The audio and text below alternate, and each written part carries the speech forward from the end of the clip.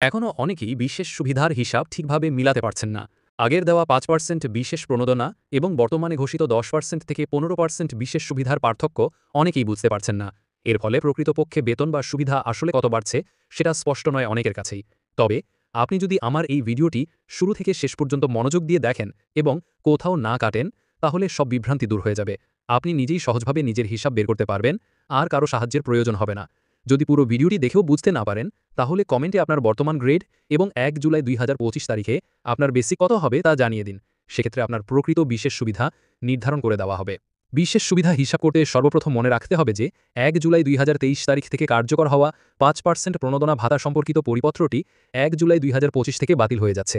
যেহেতু পরিপত্রটি বাতিল হচ্ছে, তাই আগে যে ৫% বিশেষ প্রণোদনা হিসেবে ন্যূনতম ১,০০০ টাকা বেতনের সাথে প্রদান করা হতো, সেটি আর আগস্ট মাসের বেতনের সাথে পাওয়া যাবে না। তবে এর পরিবর্তে সরকার নতুনভাবে ১০% থেকে ১৫% বিশেষ সুবিধা কার্যকর করছে, যা ১ জুলাই ২০২৫ থেকে কার্যকর হবে। এই বিশেষ সুবিধার টাকা ১ জুলাই থেকে কার্যকর হবে এবং আগস্ট মাসের বেতনের সাথে এটি আপনারা হাতে পাবেন। এবার আসুন, গ্রেড ১ হতে গ্রেড ৯ সরকার কর্তৃক জারিকৃত বিশেষ সুবিধার প্রজ্ঞাপন অনুযায়ী গ্রেড ১ এবং তদূর্ধ্ব হতে গ্রেড ৯ পর্যন্ত চাকরিরত কর্মকর্তাগণ মূল বেসিকের উপরে ১০% বিশেষ সুবিধা প্রাপ্য হবেন।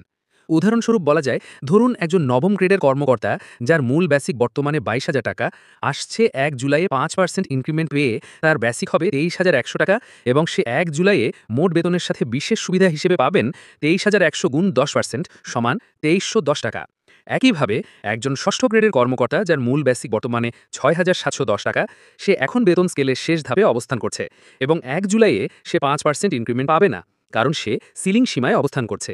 সে ১ জুলাইয়ে মোট বেতনের সাথে বিশেষ সুবিধা হিসেবে পাবেন ৬,৭১০ গুণ ১০% সমান ৬,৭০১ টাকা।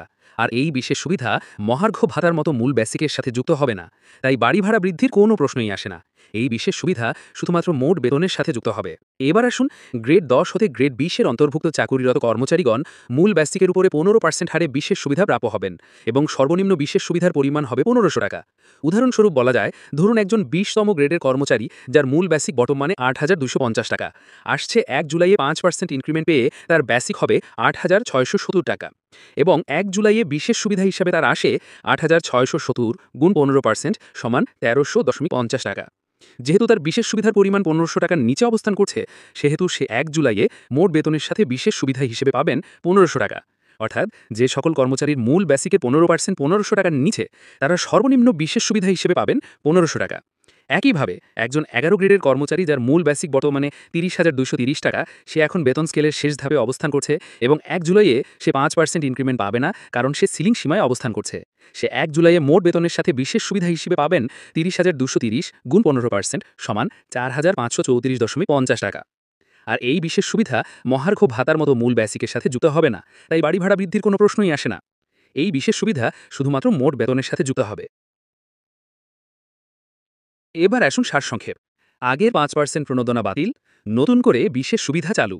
গ্রেড ১ হতে ৯ মূল বেসিকের উপর ১০%, গ্রেড ১০ হতে ২০ মূল বেসিকের উপর ১৫%, সর্বনিম্ন ১৫০০ টাকা।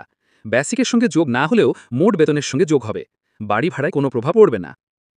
এখানে সরকারি চাকরিজীবী, এমপিও এবং নন এমপিও শিক্ষা প্রতিষ্ঠানের শিক্ষক কর্মচারী থেকে শুরু করে আউটসোর্সিং কর্মচারীদের নিয়ে আপডেট তথ্য দেওয়া হয়। সর্বশেষ আপডেট তথ্য পেতে এখনই লাইক দিন, কমেন্ট করুন ও সাবস্ক্রাইব করতে ভুলবেন না। ধন্যবাদ।